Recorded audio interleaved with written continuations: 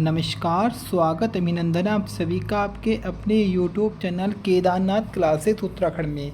तो प्यारे बच्चों, रात के 8 बज चुके हैं और रोज़ाना 8 बजे हम लेकर आते हैं उत्तराखंड और जीके का मिक्स प्रैक्टिस टेस्ट, जो आपकी वीडियो पटवारी लेखपाल एवं पुलिस कांस्टेबल की परीक्षा के लिए अति महत्वपूर्ण होता है। इसमें हम काफ़ी चीज़ें ऐड करते हैं, जिसमें हम करंट अफेयर्स के क्वेश्चन भी रखते हैं, कुछ क्वेश्चन उत्तराखंड के होते हैं और कुछ जीएस के होते हैं। देखिएगा, वीडियो की शुरुआत करने से पहले 2-3 बातें आपको बता देना चाहता हूं।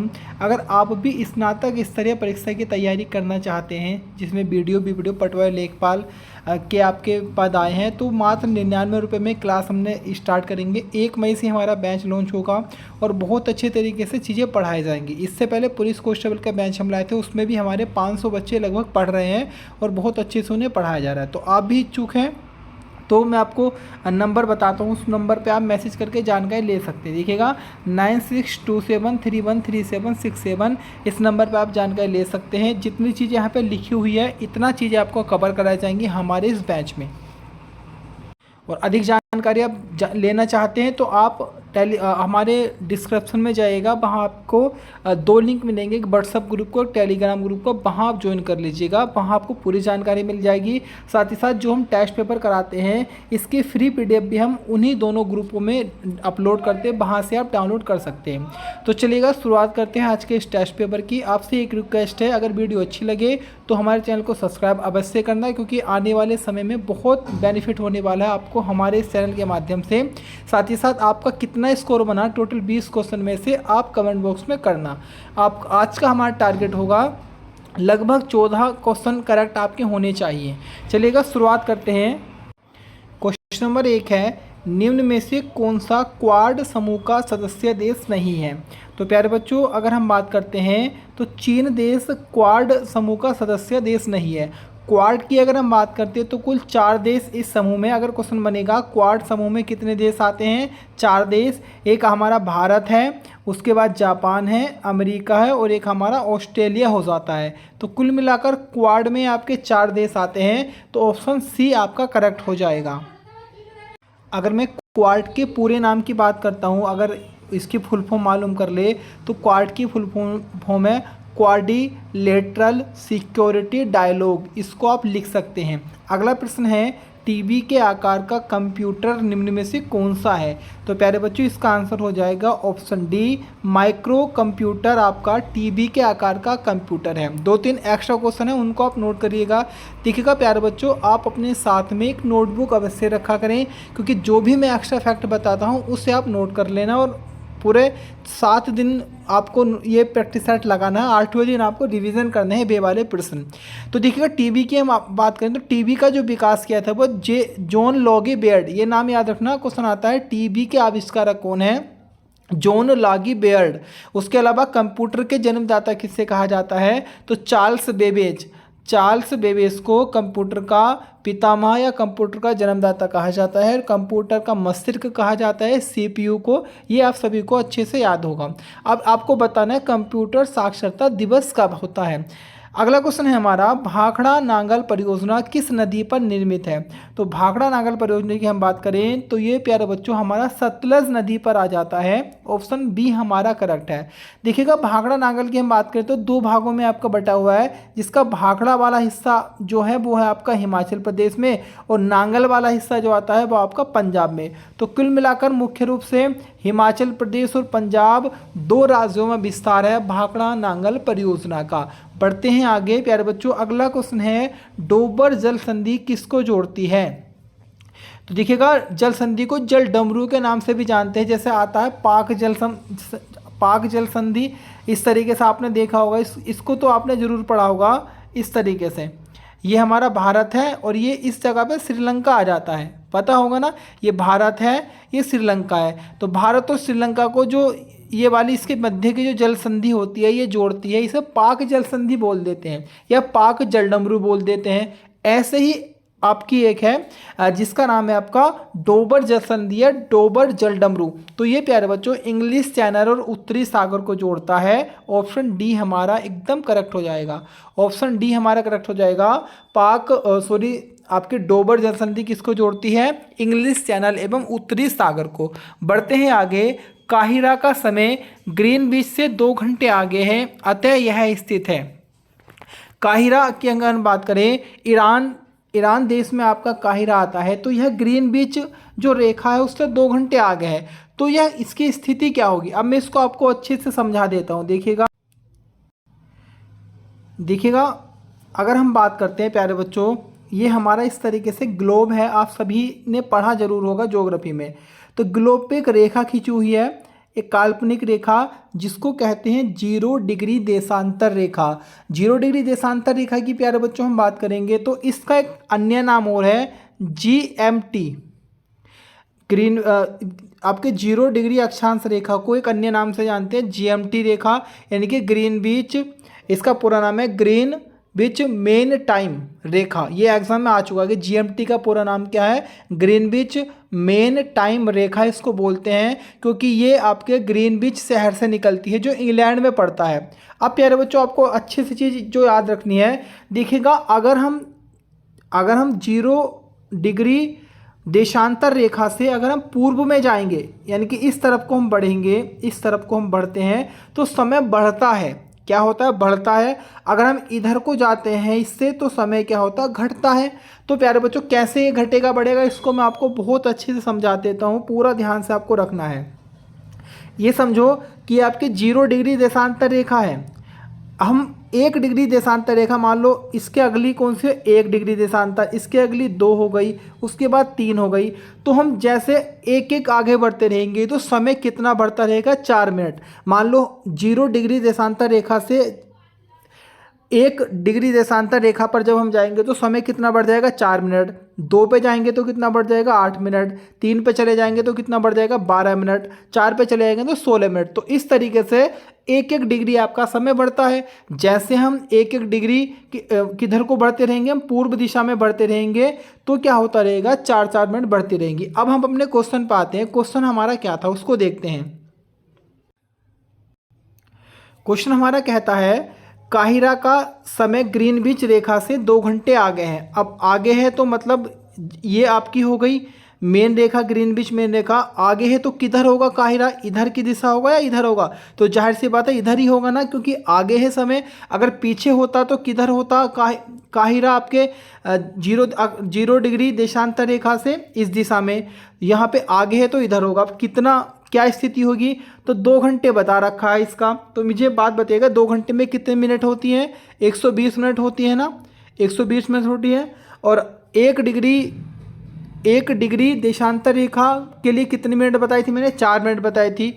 तो अगर हमें इसका असली वैल्यू निकालनी है तो हमें किससे इसको एक तरीके से भाग देना पड़ेगा, 4 से। तो कितना निकल कर आया आपका, 30 डिग्री देशांतर रेखा आ गई। और 30 डिग्री देशांतर कौन सी होगी, है पूर्वी देशांतर होगी ना, क्योंकि इस दिशा में है।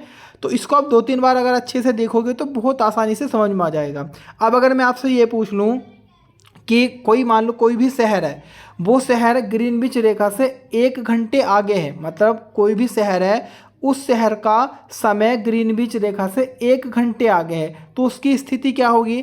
तो आप मुझे एक बात बताओ, 1 घंटे में कितनी मिनट होती हैं, 60 मिनट। और हमें इसे किससे भाग देनी है, 4 से भाग देनी है। तो कितना आ जाएगा, जाहिर सी बात है आपका 15 डिग्री पूर्वी देशांतर, क्योंकि आगे है। अगर पीछे बोलते तो क्या हो जाता, 15 डिग्री पश्चिमी देशांतर हो जाता।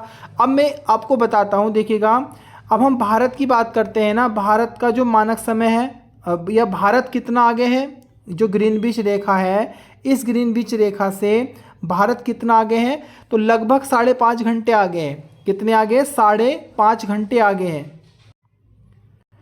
और 5.5 घंटे में लगभग कितनी मिनट बन जाएंगी आपकी, अगर हम इसको देखेंगे तो लगभग हमारी 330 मिनट बनती है। 5.5 घंटे में हमारी कितनी मिनट बनती है, 330 मिनट बन जाती है, क्योंकि 1 घंटे में 60 मिनट, 5 घंटे में 300 और आधे घंटे में 30। तो 330 मिनट लगभग हम आगे हैं किससे, ग्रीनविच रेखा से। अब इसकी स्थिति क्या बनेगी उसको देखते हैं। हमें कितने से इसको भाग देना है, 4 से भाग देना है। तो कितना आएगा हमारा निकल के, 4×8 32, और हमारा 1 से इस बचा, 4 दूनी आपका 8 आ जाएगा, 4 दूनी 8। उसके बाद पॉइंट लगा के जब हम एक जीरो बढ़ाएंगे तो आपका 4×5 20। तो 82.5 आता है। तो हम इसको इस तरीके से लिख देते हैं, इस तरीके से 82.5 पूर्वी देशांतर। तो ये हमारा क्या है प्यारे बच्चों, स्थिति है कहाँ से, ग्रीनविच मेन रेखा से, यानी कि ग्रीनविच मेन रेखा से हम कहाँ पे स्थित हैं, 82.5 पूर्वी देशांतर। अगर क्वेश्चन ये आ जाए कि भारत का मानक समय कहाँ से लिया गया है, 82.5 पूर्वी देशांतर, क्वेश्चन ये आ जाए ग्रीनविच रेखा से भारत कितने समय आगे है, तो आपका 5.5 घंटे, और मिनट में पूछ ले तो आपका 330 मिनट आ जाता है। तो ये आप याद रखेंगे, जब आप 2-3 बार दिखेंगे ना, या जब मैं आपको ज्योग्राफी में पढ़ाऊंगा तो बहुत चीज़ें आसानी से याद हो जाएंगी। अगला है, निम्नलिखित में से कौन सी एक ठंडी जलधारा है। तो ठंडी जलधारा की हम बात करेंगे तो इसमें आपके लेब्राडोर आ जाती है, ये आपको याद करके चल लेना है। अब ठंडी और गर्म जलधारा क्या होती है उसको मैं बताता हूँ। देखिएगा, अगर हम इस तरीके से कि इस ग्लोब को देखते हैं तो इस ग्लोब में आपके कुछ होते हैं उच्च अक्षांश और कुछ होते हैं निम्न अक्षांश। ये आपके ध्रुव हैं, ये क्या है, हमारे ध्रुव हैं, इनको याद रखना है। इस तरीके से पृथ्वी के जो उत्तर और दक्षिण में ये वाले पार्ट होते हैं, एकदम लास्ट वाले, ये होता है उत्तरी ध्रुव और ये क्या होता है दक्षिणी ध्रुव। तो इन्हीं को क्या बोलते हैं हम, उच्च अक्षांश बोलते हैं। ये आपके उत्तरी उच्च अक्षांश हो गए, ये दक्षिणी उच्च अक्षांश हो जाते हैं। तो प्यारे बच्चों, अगर हम बात करते हैं ना, तो उत्तरी आपका उत्तर वाले अक्षांश है, इसके उत्तर में जो स्थित है वो यहाँ पे स्थित है आर्कटिक क्षेत्र, और दक्षिण में क्या स्थित है, अंटार्कटिक क्षेत्र।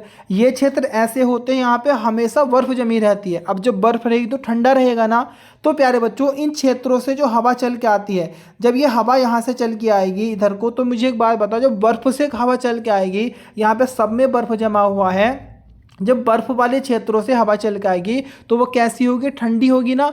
तो सीधे सीधा हमें क्या रखना है, उच्च ध्रुवों से निम्न ध्रुवों की तरफ, ये इस इधर वाले क्षेत्रों में निम्न ध्रुव आ जाते हैं, ये आपके उच्च ध्रुव होंगे दोनों साइडों में, ये दक्षिण वाले तरफ से और ये उत्तर वाले तरफ से। तो हमें क्या रखना है, उच्च ध्रुवों या उच्च अक्षांशों से निम्न अक्षांशों की तरफ चलने वाली जो जलधारा होती है वो कैसी होती है, ठंडी जलधारा होती है।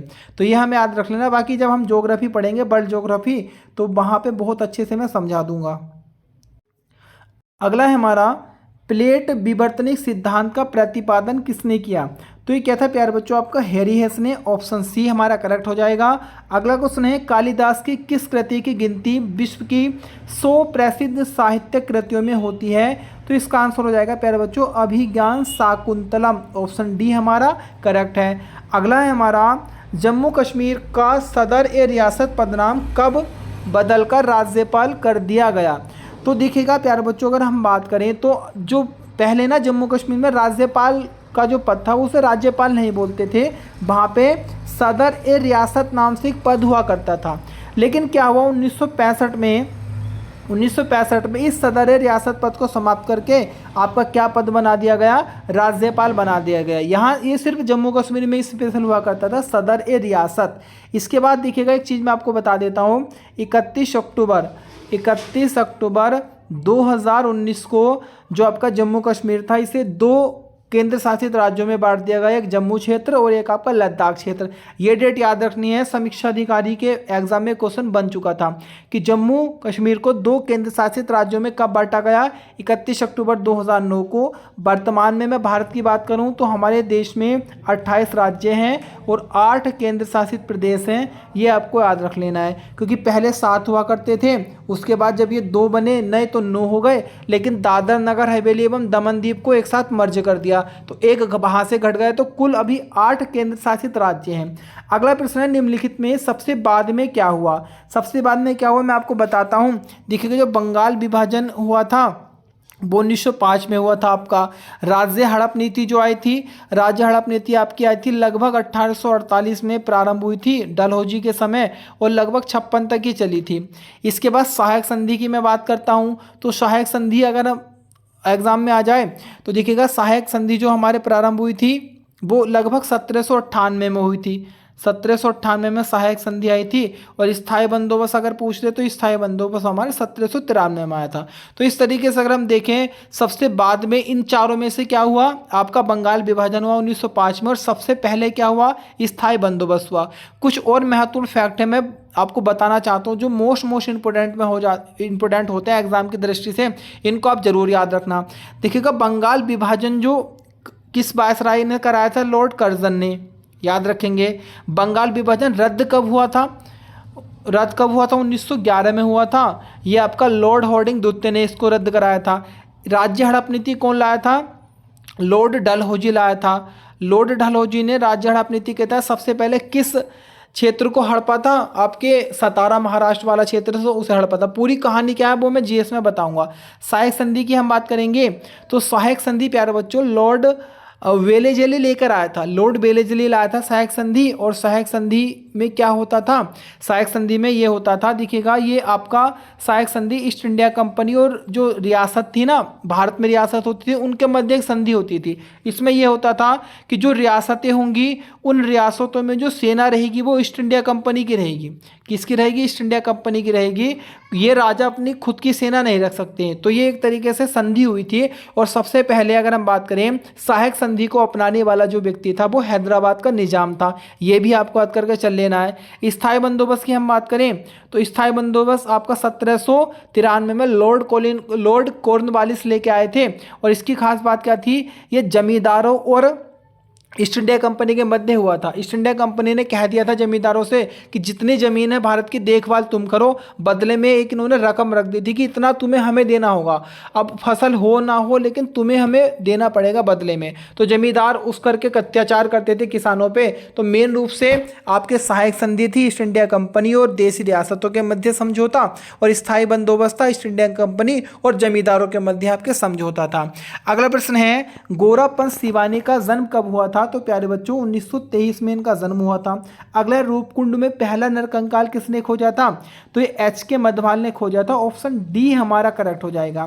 रूपकुंड की हम बात करें, सभी जानते हैं रूपकुंड हमारा चमोली में स्थित है। इसे रहस्यमय ताल या कंकाली ताल के नाम से भी जाना जाता है। मैंने जब पढ़ाया है आपको पूरा ताल वाला चैप्टर, जिन बच्चों ने पेड कोर्स लिया था, तो मैंने बहुत अच्छी से इसकी जानकारी दी थी। कुमाऊं के गांधी के नाम से किन्हें जाना जाता है। तो देवकीनंदन पांडे को कुमाऊं का गांधी कहा जाता है। अगला है, किस जनपद को छोटा कश्मीर कहा जाता है। तो आपके पिथौरागढ़ को छोटा कश्मीर के नाम से जानते हैं। अगला है हमारा, कौशिक कमेटी ने उत्तराखंड को किन 3 मंडलों में विभाजित किया था। तो प्यारे बच्चों, हमारे राज्य की राजधानी के लिए भी कई सारे आयोग बने थे और भी कई सारी चीज़ें थी। तो जब कौशिक कमेटी ने अपनी रिपोर्ट दी थी कि उत्तराखंड में कितने मंडल बने, तो इन्होंने 3 मंडलों का सुझाव दिया था। एक कुमाऊं मंडल, गढ़वाल मंडल और तराई मंडल। ये आपको याद करके चल लेना है। उसके अलावा मुख्यमंत्री त्रिवेंद्र सिंह रावत ने भी घोषणा कर दी थी कि उत्तराखंड में एक नया मंडल बने, गैरसैंण मंडल, लेकिन इसको फिलहाल रद्द कर दिया गया है। अगला प्रश्न है, किस ताल को उबलता ताल कहते हैं। तो उबलते ताल की हम बात करें तो प्यारे बच्चों ये कहा जाता है हमारा फाचकंडी या बयाताल। इसको बायाताल बोल देते हैं, फाचकंडी ताल बोलते हैं। ये ऑप्शन डी हो जाएगा। अगला प्रश्न है प्यारे बच्चों हमारा, 78वीं संतोष ट्रॉफी किस राज्य ने जीती। 78वीं संतोष ट्रॉफी बच्चों पश्चिम बंगाल ने जीती है। ऑप्शन डी हमारा करेक्ट हो जाएगा। इसका आयोजन कहाँ पे हुआ था। तो इसका आयोजन आपके तेलंगाना वाले क्षेत्र में हुआ था। और फुटबॉल से संबंधित होती है हमारी संतोष ट्रॉफी। उसके बाद अगर हम बात करें, अगला क्वेश्चन है हमारा, 2025 में कितने खिलाड़ियों को मेजर ध्यानचंद पुरस्कार दिया गया। तो ये आपके 4 खिलाड़ियों को दिया गया है। ऑप्शन डी हमारा करेक्ट हो जाएगा। अगला प्रश्न है, भारत की पहली तटीय एवं जल पक्षी जनगणना कहाँ पर हुई। ये हुई प्यारे बच्चों हमारा जामनगर। और जामनगर कहाँ पे पड़ता है हमारा, गुजरात में पड़ता है। दुनिया का सबसे बड़ा पक्षी कौन सा होता है, सॉरी दुनिया की सबसे छोटी चिड़िया अगर आ जाए एग्जाम में तो हमिंग बर्ड होती है। और उसके बाद एक आता है सबसे बड़ा अंडा किस पक्षी का होता है। तो शुतुरमुर्ग का सबसे बड़ा अंडा होता है। और सबसे बड़ी कोशिका भी शुतुरमुर्ग के अंडे की होती है। ये आपको याद करके चल लेना है। अगला प्रश्न है और अंतिम क्वेश्चन है। प्रश्न को खत्म करने से पहले आपसे एक रिक्वेस्ट है, प्लीज बहुत अच्छी क्लास आपके लिए लेकर आता हूँ पूरी मेहनत करके। तो चैनल को सब्सक्राइब जरूर करना है और आज एक ही कमेंट करना है। पहला कमेंट आपका स्कोर कितना, दूसरा कमेंट आप किस जिले से आते हैं, पता लगे कि कहाँ कहाँ तक हमारा चैनल ग्रोथ कर रहा है। तो आज की वीडियो का अंतिम प्रश्न है, वन पारिस्थितिकी तंत्र को हरित सकल घरेलू उत्पाद से जोड़ने वाला पहला राज्य कौन सा बना है? तो ये बना बच्चों हमारा ऑप्शन बी करेक्ट हो जाएगा, छत्तीसगढ़।